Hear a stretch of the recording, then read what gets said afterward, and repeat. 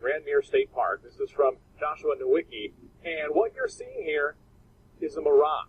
You typically would not be able to see this from the Lake Michigan shore. We talked about this last night. Conditions are right on the lake that we're actually seeing a mirage of the Chicago skyline. Very interesting. Here's what's happening. This is a good example of a superior mirage. So Joshua was on the Lake Michigan shore. He was looking towards the west, and Chicago's beyond the horizon. Should not be able to see it. However, with the right conditions, we have an inversion. We have cold air near the cold lake water and some relatively warmer air above it. This will bend the image of that skyline back towards the viewer. And so typically we would not be able to see this. This image would be viewable from much, much higher in the sky, up in space.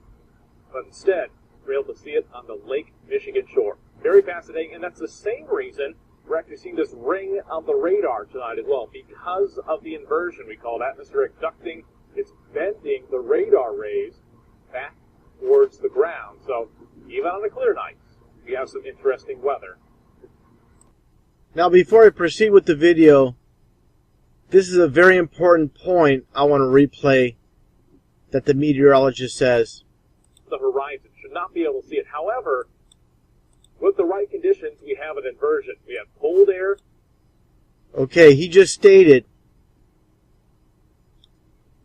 because of the horizon, the curvature basically, you shouldn't be able to see the Chicago skyline. Now, taking a look at this photo provided by Joshua Nowicki, you can clearly see that this is no mirage. And I'll get into that in a little bit. And I'll explain a superior mirage and how it looks like. And this is no superior mirage. Now understand,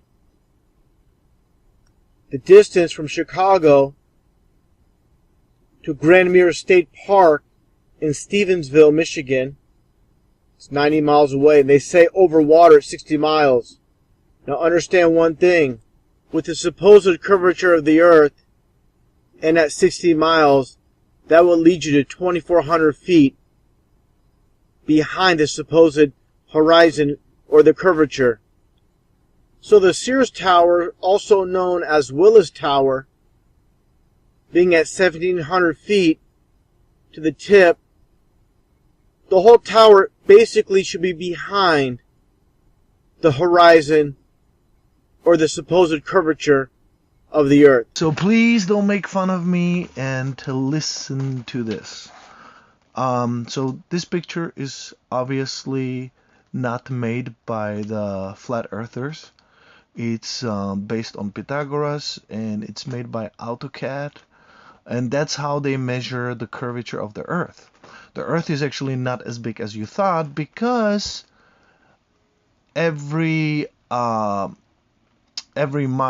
it curves 8 inches squared, though. Yeah, you need to know that it's squared.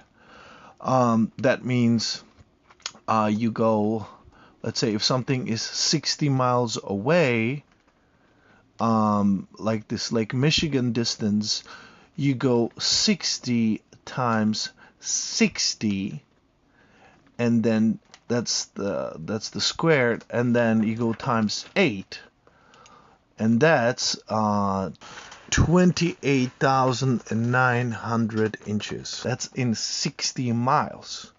So it's a pretty big curve, because in feet, when you do the math, is 2,408 feet. So that's higher than the skyline, the highest tower in Chicago, and so you shouldn't be able to see it.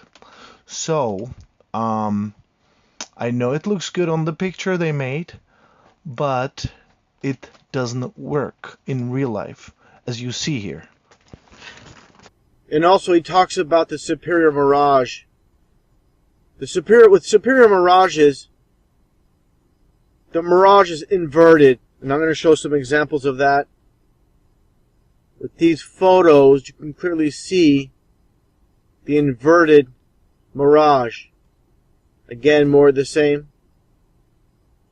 So again, when you look at this skyline, it's a complete insult for that meteorologist to call this a mirage. Nothing about this is a mirage. Completely real.